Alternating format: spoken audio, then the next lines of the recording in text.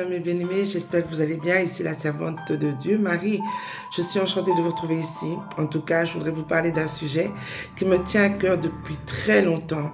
Mais depuis la consécration, c'est encore pire. Parce qu'il y a le passage de 1 Corinthiens 14-34 qui me turlupine. Et très souvent, je me suis fait rabrouer par ce passage qui me disait que les femmes n'ont pas le droit de parler, que les femmes se taisent dans les églises. Alors, je vais le lire avec vous, ce passage, en fait, qui est donc que la femme se taise dans les assemblées, car il ne leur est pas permis d'y parler, mais qu'elle soit soumise selon que le dit la loi. 1 Corinthiens 14, 34. Beaucoup de personnes ont muselé des femmes qui avaient pourtant l'onction, qui avaient la capacité que Dieu avait mis en eux pour qu'elles ne puissent pas exercer leur ministère. Plusieurs femmes, c'était comme un feu en elles et ça n'a pas été correct, ça n'a pas été facile pour eux. Mais aujourd'hui, il faut savoir que lorsqu'on lit la Bible, il faut voir le contexte, le comment, le pourquoi cette réponse de Paul est arrivée et qu'est-ce qui se passait à Corinthe à cette époque-là. Donc aujourd'hui, on va essayer de débattre de ça, on va essayer d'un peu rentrer dans ces écrits-là. Vous savez, les gens de Corinthe, lui rappellent des faits extrêmement graves qui se passent à Corinthe et dans la communauté. Parce que Corinthe était d'abord une petite ville et Paul s'est adressé plutôt à des populations qui étaient pauvres, des populations qui se sont données au Seigneur. Mais lorsqu'il a bougé, comment se fait-il que ces populations ont commencé à rentrer maintenant dans des choses vraiment qui étaient abominables, à un tel point que des fils avaient pris des femmes à leur père, etc. Donc Paul arrive suite à ça, a écrit au moins 4 lettres. Mais il n'y en a que 2 qui nous sont arrivées jusqu'à nous aujourd'hui. Alors, les craintes de Paul se situent au niveau où il s'agit de la moralité. Il s'agit de la moralité du peuple de Corinthe. Dans ces lettres, hélas, comme je l'ai dit, il n'y en a que 2 qui nous sont arrivées. Par la suite, des nouvelles beaucoup plus inquiétantes sont arrivées à Paul. Et parlant toujours de l'immoralité qui allait de pire en pire, parlant toujours de cette immoralité qui était terrible. Il y avait des divisions, on avait qui disaient moi je suis de Paul, moi je suis d'Apollon, moi je suis de Pierre, moi je suis même de Jésus. Depuis quand peut-on comparer le maître à un apôtre? Alléluia, pour vous dire jusqu'où ça allait. Et il y a plusieurs doctrines erronées qui sont sorties à ce moment-là. Et c'était assez grave parce qu'en fait, le ministère de la foi était occupé à foutre le camp. Si par exemple, nous lisons 1 Corinthiens, 1 Corinthiens 5, de 1 à 5, nous allons lire ça ensemble. 1 Corinthiens 5, de 1 à 5, qui nous dit ceci. Je lis au nom du Seigneur Jésus-Christ. On entend dire généralement qu'il y a parmi vous de la débauche. Une débauche telle qu'elle ne se rencontre même pas chez les païens. C'est au point que l'un de vous, à la femme de son père, vous êtes enflé d'orgueil et vous n'avez pas été plutôt dans la fiction afin de ce que celui qui a commis cet acte soit ôté du milieu de vous.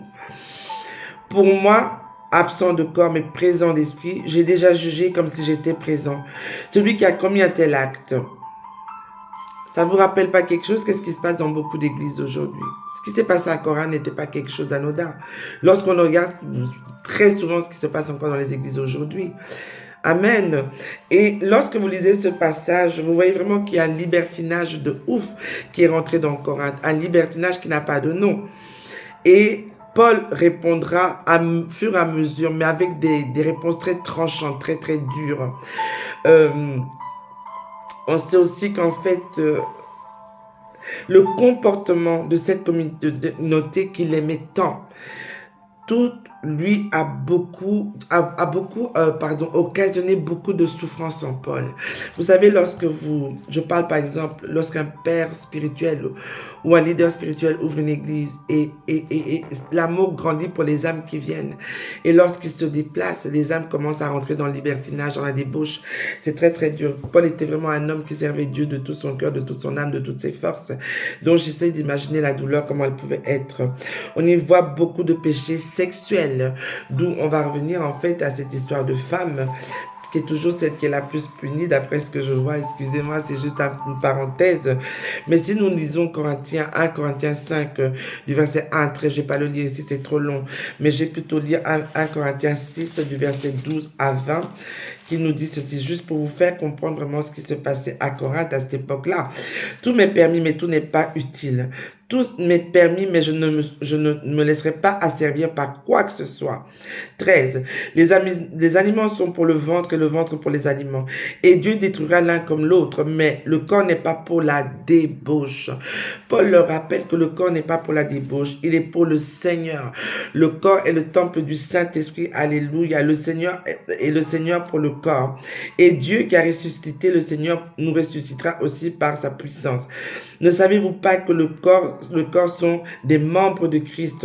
Prendrais-je donc le membre de Christ pour en faire des membres d'une prostituée? Alléluia. Prendrais-je donc les membres de Christ pour en faire les membres d'une prostituée? Loin de là. Ne savez-vous pas que celui qui s'attache à la prostituée est un seul corps avec elle? Car il est dit, les deux deviennent une seule et même chair. Donc imaginez-vous tous ces péchés de débauche, tous ces péchés sexuels. Qu'est-ce qui se passe? Vous connaissez l'échange quand un homme et une femme vont ensemble, ils se mélangent, ils deviennent une seule et même chair. Donc, alors, au point où les Corinthiens faisaient appel à un tribunal humain, tellement le fils avait arraché la femme du père, le frère avait arraché la femme du frère, et on se rend compte que les problèmes s'est réglés jusque-là, au lieu de laisser Dieu régler les problèmes, parce que ces gens n'étaient plus à mesure d'être justifiés par Dieu. Nous voyons pourtant que Paul enseigne sur tous les sujets lorsqu'on parcourt le livre des Corinthiens. Mais arrêtons-nous sur le message du mariage et la virginité ici. Paul en parle vraiment. Paul a répondu à tellement de problématiques qu'il a parlé du concept du mariage, de pourquoi être vierge avant le mariage. Mais nous voyons ici que la débauche ayant pris place, c'était la folie.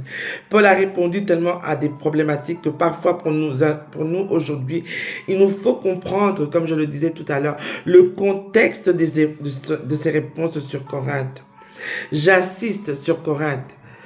Parce que c'est vrai que vous allez retrouver les mêmes commandements dans 1 Timothée. Timothée qui était un de ses disciples, qui répète ce que son maître lui dit. Mais vous n'allez pas retrouver les mêmes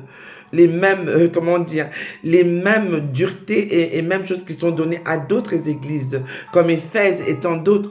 On parle de Corinthe ici, on parle de la femme de Corinthe ici, alléluia. J'insiste sur le mot Corinthe, le nom de Corinthe. Dans ce livre, nous constatons le manque d'unité entre les Corinthiens, déjà parce que un est de Paul, un est d'Apollo, etc. Les lettres expriment un contexte, et ce contexte était généralement un contexte de chaos, un contexte de mise d'ordre, un contexte vraiment où Paul est obligé de mettre de l'ordre, d'être très strict. Mais les personnes qui veulent éteindre l'onction de la femme ne s'arrêtent pas à comprendre le contexte pour lequel on a dit à la femme de se taire dans les assemblées. Ils refusent de comprendre ça. Pourquoi? On veut s'asseoir sur la femme. Mais je reviendrai dessus après. Je continue ici. Dans un contexte de débauche, donc, ces réponses ont été données généralement dans une ville précise pour museler les femmes dans les assemblées. Parce que des femmes avaient peut-être des comportements encore pires. Mais vous savez qu'une femme est l'épouse de Christ. L'Église est l'épouse de Christ. Donc vraiment, à ce moment-là, Paul ne cherche même pas à comprendre. Vert ou jaune, il dit que les femmes se taisent dans les assemblées, qu'elles ne prêchent pas. Alléluia. Corinthe était une jeune assemblée qui avait encore beaucoup de charnel en elle. Dans 1 Corinthiens 11, qu'est-ce qu'on voit? Toutefois, dans le Seigneur, la femme n'est pas sans l'homme et l'homme n'est pas sans la femme. L'homme n'est pas sans la femme n'est pas sans l'homme. Retenez bien ceci. Mais à part ça, des hurluberlus aujourd'hui disent que la femme n'a pas le droit de prêcher. Mais on vous dit ici que toutefois, la femme n'est pas sans l'homme, l'homme n'est pas sans la femme. 1 Corinthiens 11, 12. Car de même que la femme a été tirée de l'homme, de même l'homme existe par la femme et tout vient de Dieu. C'est la femme qui donne la vie, n'est-ce pas? C'est la femme qui accouche de l'homme. Mais aujourd'hui, on vient manquer à cette femme son droit de s'exprimer, dans des églises qui ne comprennent pas ou qui refusent de comprendre le contexte de ce qui est écrit dans ces écritures. Dans 1 Corinthiens 11, 13, jugez-vous en vous-même. Est-il convenable qu'une femme prie Dieu sans être voilée? Est-il convenable qu'une femme prie Dieu sans être voilée? C'est là maintenant que nous allons comprendre de quoi nous parlons ici. Amen. Arrêtons-nous ici. Arrêtons-nous ici. Je relis encore une fois. 1 Corinthiens 11, 13. Jugez en vous-même. Est-il convenable qu'une femme prie Dieu sans être voilée? Qu'est-ce que le voile de la femme? Est-ce que ces personnes réfléchissent? Est-ce que vous avez comment dire? Est-ce que vous avez la révélation de ce qu'est le voile de la femme? Je comprends que le voile de la femme, c'est l'époux. C'est la couverture de la femme. C'est son époux. Il couvre la femme. Il protège la femme. Il est son voile. Étant son voile, donc quand cette femme prie devant l'assemblée, si elle n'a pas ce voile, si elle ne se couvre pas de ce voile, il est normal qu'elle ne puisse pas prêcher. Il est normal qu'elle ne puisse pas enseigner. Le voile est une protection de son époux. Alors, beaucoup ne réfléchissent pas à ça. Ils préfèrent dire que la femme doit se taire. Or, cette femme est censée être voilée. Cette femme qui est voilée, couverte, protégée par son époux, a le droit de prêcher. 1 Corinthiens 11, 12. Vous rappelle cela. La protection de la femme, c'est son époux. 1 Corinthiens 11, 10 nous dit, c'est pourquoi la femme à cause des anges doit avoir sur la tête une marque de l'autorité dont elle dépend. Oui, la femme est soumise à l'homme, veut ou veut pas. L'homme a été créé, la femme a été créée à cause de l'homme et pas le contraire. Donc cette femme doit avoir la marque de son maître. Pourquoi est-ce que les femmes s'appellent Madame un-tel? Madame un-tel, notre voile, notre couverture, alléluia. Oui, qu'est-ce que l'autorité? Christ est l'autorité de l'Église.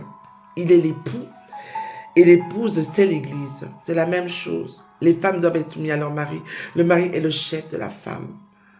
Une femme qui n'a pas cette soumission, qui n'a pas ce chef, qui n'a pas cette protection, va avoir du mal à pouvoir prêcher et être respectée.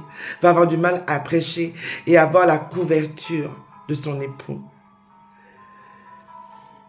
Ils sont voilés, ces femmes-là. Mais ce voile-là, ne le regardez pas avec les yeux physiques. Regardez-le dans le spirituel. Ce voile-là, c'est celui avec qui elle a eu cette alliance. Je n'ai pas dit que les femmes qui ne sont pas mariées n'ont pas un voile de protection parce que leur époux reste Christ. Mais je parle au contexte qui nous est dit ici dans la Bible pour faire comprendre que ce n'est pas logique, que des dons soient lâchés, donnés et que les femmes n'aient pas le droit d'apprendre. Les femmes n'aient pas le droit de prêcher dans les églises. Dans 1 Corinthiens 11, de 6 à 7. Car si une femme n'est pas voilée, qu'elle se coupe les cheveux, et s'il est honteux pour une femme d'avoir les cheveux courts, ou rasé. Vous avez dit ça? Si une femme n'est pas voilée, d'après cette époque-là, qu'elle se coupe les cheveux, ça veut dire qu'elle devienne un homme, qu'elle prenne l'autorité. Or, il est honteux pour une femme de prendre l'autorité. Il est honteux pour une femme de prendre le devant, d'être rasée, de prendre l'autorité à un homme. Vous avez compris ça? Essayez de comprendre ce que je dis ici. Et nous arrivons donc ici à 1 Timothée 2,12 qui dit la même chose qui est dit dans Corinthiens. Ne permet pas à la femme d'enseigner, ni de prendre autorité sur l'homme, mais elle doit demeurer dans le silence. Cette femme qui n'est pas soumise à son époux, cette femme qui veut prendre le devant, qui ne respecte pas son mari, ne permet pas à cette femme d'enseigner, ne permet pas à cette femme d'avoir l'autorité sur l'homme. Est-ce que vous essayez de comprendre ce que je dis ici? Ne sortons pas les textes de leur contexte pour interdire à la gente féminine d'apporter dans le corps de Christ. Alléluia. Nous voyons qu'à Corinthe, en fait, les sages et les anciens se plaignent de ces femmes par rapport à cela. Et Paul répond à cause de cela pour Corinthe. Nous savons pourtant que ces hommes qui interdisent à ces femmes aujourd'hui de pouvoir prêcher, de pouvoir apporter des prophéties, de pouvoir enseigner, de pouvoir être, nous retrouvons des femmes qui ont été toujours dans l'histoire biblique. Nous allons retrouver des femmes comme Myriam, la sœur de Moïse et de Aaron, qui était une prophétesse. C'est elle qui a chanté des chants de prophétie au moment après l'Exode. Vous pouvez trouver ça dans Exode 15, 20. Je vous en prie, prenez des notes. Exode 15, 20. Nous avons Déborah qui était juge et chef d'Israël. Une femme, juge et chef d'Israël. Ok? Qui a délivré son peuple des Cananéens. On peut trouver ça dans Juge 4, 4. Nous pouvons aller plus loin. Ulla, épouse du gardien de la garde-robe, qui confirma l'authenticité du livre de la loi trouvé dans le temple. 2 Rois 22, 14. Une prophétesse encore. On peut retrouver ça aussi dans 2 Chroniques 34, 22. Encore, elle est prophétesse, Ulla. Ça veut dire qu'elle était dans le temple, qu'elle enseignait et qu'elle prophétisait sur le pupitre, sur la chaise. On peut voir l'épouse d'Ésaïe, mère de ses fils. Dans Ésaïe 8, 3, elle est mentionnée qu'une seule fois, mais c'était une prophétesse. Anne, veuve et prophétesse, qui reconnut Jésus dans le temple lorsque Jésus vint avec ses parents. Luc 2, 36 à 8, prophétesse. Les 4 filles de Philippe, l'évangéliste, qui prophétisaient à Césarée. Nouveau Testament, tout ça. Acte 21, de 18 à 19. N'oublions pas que Paul a dit, moi, je dis. Moi, lui, Paul. Je n'en dirai pas plus. Et dans la Bible aussi, des femmes apôtres ont été bannies. On a masculisé leur nom. Parce que les hommes qui écrivaient la Bible ont préféré que ça soit comme ça. Avez-vous entendu parler de Junia? Junia. Vous pouvez la trouver dans la Bible, le Semeur. Il est écrit qu'elle était un apôtre remarquable. C'était une femme. Un apôtre remarquable. Dans la Bible de Jérusalem, on parlait d'elle en disant qu'elle était une apôtre marquante. Dans l'apôtre Nouvelle Français Courant, une apôtre remarquable. On ne dit pas un, une. Junia, qui devint Junias, pour masculiniser son nom, alors que c'était une femme. Les auteurs au fil de l'histoire, ont masculinisé ce nom, parce qu'on ne veut pas reconnaître que la femme était capable de servir dans l'église. Elles étaient dérangées par cette femme, qui était pourtant quelqu'un qui a été cité par Paul. Junia ou Junianus, tous les manuscrits sont unanimes. Junia était une femme. Oui, une imposture a été faite. Parce qu'encore une fois, nous avons ces grands penseurs qui, encore aujourd'hui, veulent minimiser le rôle de la féminité dans l'œuvre de Dieu. Romains 16, 7. Paul salue 7 hommes, 8 femmes. Parmi les plus investis, il y aura 7 femmes et seulement 5 hommes. Junia était une femme. Andronicus était un homme. Parmi ces gens qui ont été reconnus par Paul. Malgré que Paul a écrit ça. Mais dans Romains, il reconnaît des femmes. Il reconnaît des femmes dans Romains qui ont fait l'œuvre. Mais il a écrit à Corinthe quelque chose. Des femmes de Corinthe. Il y a une femme apôtre désignée comme telle de façon explicite, Junia, dans la première génération chrétienne. Nous ne pouvons pas continuer à faire genre nous ne comprenons pas. Nous ne pouvons pas continuer à faire ceux qui refusent en fait de donner à la femme ses lettres de noblesse, ses lettres de liberté de pouvoir servir son Dieu. Je vous le dis, mes bien-aimés, la Bible déclare que dans les derniers temps, son esprit se répandra sur toute chair. Vos jeunes gens prophétiseront, vos vieillards, etc. On a dit sur toute chair. A-t-on dit seulement sur la chair des hommes? A-t-on dit seulement sur la terre, sur la chair de ceux qui sont masculins? Non, sur toute chair. Sur toute chair. Faites attention. Vous savez, tous ces hommes qui empêchent ces ministères de femmes d'exploser, bien sûr, sous la couverture de leur mari. Je suis prophétesse et je suis sous la couverture de mon mari. Et encore, Paul parlait à Corinthe, de ce qui se passait à Corinthe.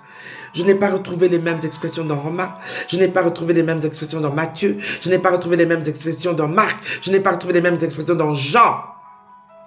Je n'ai pas retrouvé cela. Et même dans tous les épîtres de Paul, on ne retrouve ça que dans le livre des Corinthiens. Donc ne prenez pas un passage de sortir de son contexte et détruire l'appel de ces enfants femelles qui sont sortis des entrailles de leur mère. Cela vous sera imputé. Cela vous sera imputé. Shalom, shalom à tous. C'était Marie. Bye bye.